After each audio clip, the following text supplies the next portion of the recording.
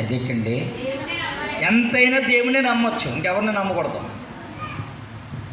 ఎంతైనా ఈ లోకంలో ఎవరినైనా ఎంతైనా నమ్మొచ్చు.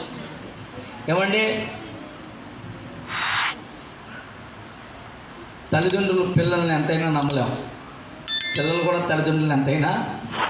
ఆ పరిస్థితి కొన్ని కనపడుతున్నాయి అక్కడక్కడ. ఎందుకు ఈ మాటలు చెప్తున్నానంటే, ఏ మనుషుల్ని ఎంతో కొంత నమ్మాలి తప్ప అంతా నమ్మలేము. ఎంతైనా నమ్మవలసి వస్తే ఎవరు నమ్మొచ్చు? దేవుణ్ణి నమ్మొచ్చు. నేను మొన్న ఒక న్యూస్ విన్నాను. బిడ్డ ఒక్కడే చాలా బాగా చదివించారు, ఆడ కానీ మగ కానీ ఇంక లేరు. ఒక మగ బిడ్డే ఉన్నాడు, అమెరికాలో చేస్తున్నాడు జాబు, అమెరికా వెళ్ళిపోయాడు. అయితే తల్లిదండ్రి ఊళ్ళో ఉంటున్నారు, పింఛని తీసుకుంటూ, ఉద్యోగ పింఛని తీసుకుంటూ బ్రతుకుతున్నారు. మంచి ఇల్లు ఉంది టౌన్లో. అయితే తండ్రి చనిపోయాడు, తల్లి ఆ ఇంట్లో ఉంటుంది. కుమారుడు వచ్చాడు, కోళ్ళు వచ్చారు. అమ్మ, నువ్వు ఒక్కరి దానివి ఎందుకు ఇక్కడ, ఇంత ఇల్లు మనకి, నువ్వు కూడా అమెరికా వచ్చేది గాను, ఇల్లు అమ్మేద్దాం, ఇల్లు అమ్మేసి మేము వెళ్తాం, ఇల్లు బాగుంటారు, కొన్ని రోజులు టైం అడుగుదాం, మనం ఎక్కడికి వెళ్ళిపోదాం, అమెరికా వెళ్ళిపోదాం అంటే మా తల్లి ఏం చేసిందో తెలుసా? ఇల్లు అమ్మేసింది, డబ్బులు ఇచ్చేసారు. ఎన్నాళ్ళు ఇల్లు ఖాళీ చేస్తామన్నారు, కానీ అమెరికా నుంచి వచ్చి తల్లిని తీసుకుపోతా అన్నారు. పెట్టిన సరతలు అయిపోయింది, నెల దాటింది, ఇంకా కుదరలేదు, 2 నెలలు దాటింది, 3 నెలలు దాటింది, సంవత్సరం అయిపోయింది, కానీ ఎవరు రాలేదమ్మా. కుమారుడు రాలేదు. ఇంట్లో అందరూ వచ్చి, ఇప్పుడు దాకా మీ గురించేనండి నేను ఉన్నాను, మీ మంచితనాన్ని చూసి, ఇంకెన్నాళ్ళు ఉందండి అంది. ఇప్పుడు ఈ తెల్లి ఏమైపోతుంది? గూడన్నా ఉంటే ఆ గూళ్ళో పడి ఉండును అంటే అందరూ అలా ఉంటారని ఈ మాట చెప్పట్లేదు. కానీ ఎలా ఉంది చెప్పండి? ఎవరిని ఎంత మాత్రానికి కొంత నమ్మగలం, కానీ ఎంతైనా నమ్మడానికి వీల్లేదు. ఎంతైనా ఎవరు నమ్మచ్చు? దేవుడిని తప్ప లోకంలో ఎవరిని నమ్మలేము. చేతులతో ఒకసారి దేవునికి స్తోత్రం చెప్తాము, చెప్పలు కూడా సార్ దేవుని మైపడతాం. ఆయన ఎంతైనా నమ్మదగిన దేవుడు కాబట్టి మనం నమ్మదగిన ద్వారాగా ఉండాలని కోరుకుంటున్నాడు. ద్వితీయోపదేశకాండం 7వ అధ్యాయం 9-10 వచ్చినారు.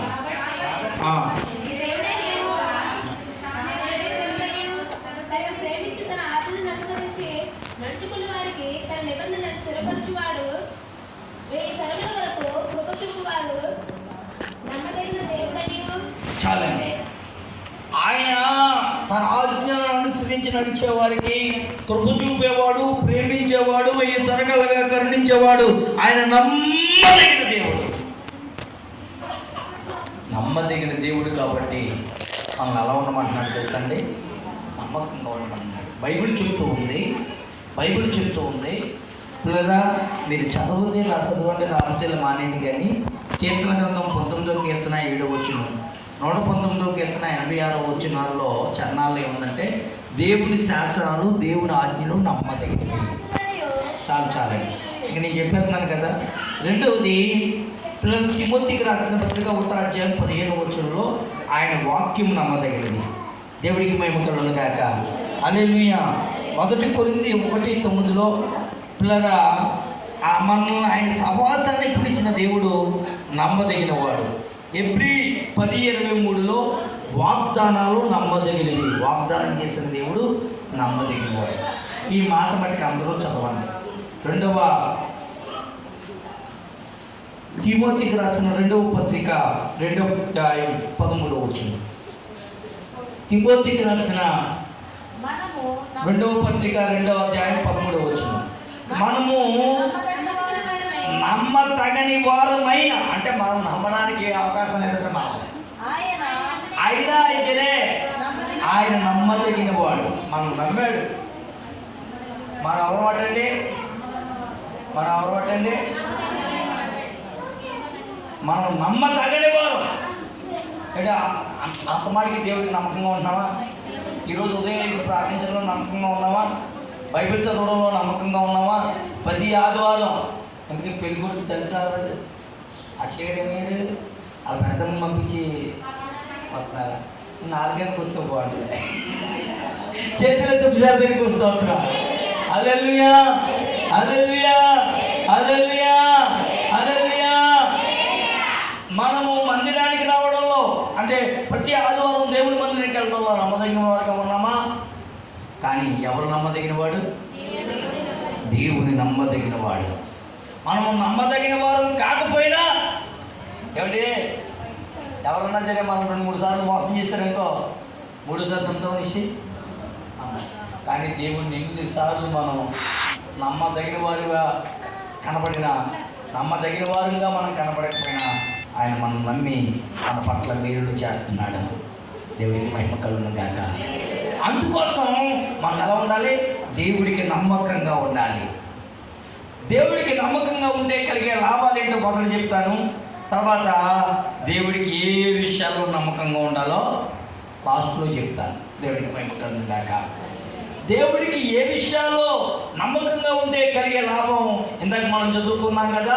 సామెతల గ్రంథం 28:21 ఏమని చెప్తాడు? మెండైన దీవులు కలుగుతాయట. ఎలాంటి దీవులు అండి? చాలా పట్టజాలంత దీవులు దేవుడు ఇస్తాడు. చాలా మెండుగా దేవుడిని కొట్టిస్తాడు. నిజంగా దేవుడే మేలు చేయకపోతే ఈ క్షణానికి ఎలా బతుకుతామా? ఏంటి, దేవుడే మేలు చేయకపోతే మనం ఏదన్నా పొందుకోగలమా? ఏదన్నా సాధించగలమా? ఏదన్నా మనకు వస్తుందా? మెండైన దేవుడితో దేవుడికి కుమ్మరించాలంటే నువ్వు దేవుడికి నమ్మకంగా బ్రతుకు. రెండవది, పిల్లల బైబిల్ వాక్యం చదివిస్తూ ఉంది. పరిశుద్ధ గ్రంథాన్ని తెలిసి లోకాసు వార్త 19:17 లోకాసు వార్త 19:17. గట్టిగా చదివేవాళ్ళు, స్పష్టంగా చదివేవాళ్ళు, స్పీడ్గా చదివేవాళ్ళు చదవండి.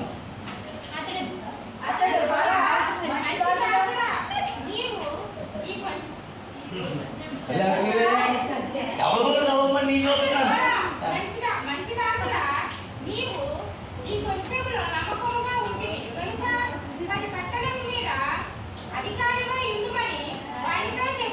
చాలండి. దేవుడు అంటే కొడుకు ఒక తలాంతి ఇచ్చాడు, మేనే ఇచ్చాడు. ఒకడు ఏం చేశాడు? తెచ్చి 5, ఇంకొక 5 సంపాదించాడు. 5 ఇచ్చాడు. అప్పుడు దేవుడు నమ్మకంగా ఉన్నాడు. ఇచ్చిన దాంట్లో ఉన్నాడు. నమ్మకంగా ఉంటే దేవుడు ఏం చేశాడు తెలుసా? అతడికి ఇంకొక 5 పట్టణాల మీద అధికారం ఇచ్చాడండి. మొత్తం 10 పట్టణాల మీద అధికారం ఇచ్చాడు. నువ్వు దేవుడు నీకు ఇచ్చిన దాంట్లో నువ్వు నమ్మకంగా ఉంటే నీకు అధికారం ఇస్తాడు. చేతులతో సర్దేకి స్తోత్రం చెప్పకూడదు. దేవుడు మైపోతాం. యోసేపు తండ్రి దగ్గర నమ్మకం ఉన్నాడు. తండ్రి అతనికి ఏం ఇచ్చాడు? అధికారం కలిగిన వస్త్రాలు కట్టి ఇచ్చాడు. యోసేపు పోతీఫరు ఇంట్లో నమ్మకంగా ఉన్నాడు. పోతీఫరు ఏం ఇచ్చాడు? అతనికి 5 మీద అధికారం ఇచ్చాడు లేదా? ఫరో దగ్గర నమ్మకంగా ఉన్నాడు. ఏమిచ్చాడు? ఫరో ఏమిచ్చాడు? అతనికి ఆనందం ఏమిచ్చాడు? ఫరో ఉంగరం ఇచ్చాడు కదా. ఉంగరం అంటే ఏంటి? అధికారం. నువ్వు నమ్మకంగా ఏ పనిలో ఉన్నా అక్కడ నువ్వు ఒక అధికారం దేవుడు ఇస్తాడు. దేవుడికి మహిమ కలుగును గాక. చేతులతో సర్దేకి వస్తావు. చెప్పలు కూడా సర్దేవు. నమ్మకంగా ఉంటే దేవుడు నీకు అధికారాన్ని అనుగ్రహిస్తాడు. ఇంకా అనేక వాటి మీద అధికారం ఇస్తాడు. మూడోది ఏంటి అంటే చూడండి, పరిశుద్ధ గ్రంథాన్ని తెలిసి ప్రియమైన దేవుని బిడ్డలారా, మూడో దేవుని ఏంటంటే ప్రియమైన దేవుని బిడ్డలారా, లోకాసు వార్త 16:12 మీరు పరుల సొమ్ము విషయంలో నమ్మకంగా ఉన్నది ఎడల మీ సొంతమైనది ఎవడిస్తాడో చాలా దేవుడు అడుగుతున్నాడు. మీరు పరుల సొమ్ము విషయంలో నమ్మకంగా ఉండకపోతే మీ సొంతమైనది ఎవరిస్తాడో, అంటే మీరు నమ్మకంగా ఉంటే దేవుడు ఏమిస్తాడో? సొంతమైనది ఇస్తాడు. ఏమండి, బైబిల్లో యాకోబు అనే ఒక వ్యక్తి ఉన్నాడు. మోసం చేసి అన్నగారిని ఏం సంపాదిద్దామని అనుకున్నాడు? ఆశీర్వాదాన్ని సంపాదిద్దాం అనుకున్నాడు. తల్లిదండ్రులు మోసం చేసి ఏం సంపాదిద్దాం అనుకున్నాడు? ఆశీర్వాదాన్ని సంపాదిద్దాం అనుకున్నాడు. మొత్తానికి ఏమవుతుంది? మోసాలన్నింటినీ బట్టి అమ్మా నాన్న కూడా విడిచిపెట్టి ఒట్టికలు కట్టుకుని ఎక్కడ పోవచ్చు వచ్చింది? మేనమామ ఇంటికి పాలేతనం చేయడానికి ఓ మాటలో చెప్పాలంటే అంతే కదా, దాసత్వం చేయడానికి వీళ్ళొట్టిగా వెళ్ళవలసి వచ్చింది. అక్కడ అర్థమైపోయింది. దారిలో దేవుడు దర్శించాడు. కొద్దిగా మార్పు వచ్చింది. అక్కడికి వెళ్ళిన తర్వాత యాకోబు ఏ మోసాలు చేయలేదు. మామగారింటికి వెళ్ళిన తర్వాత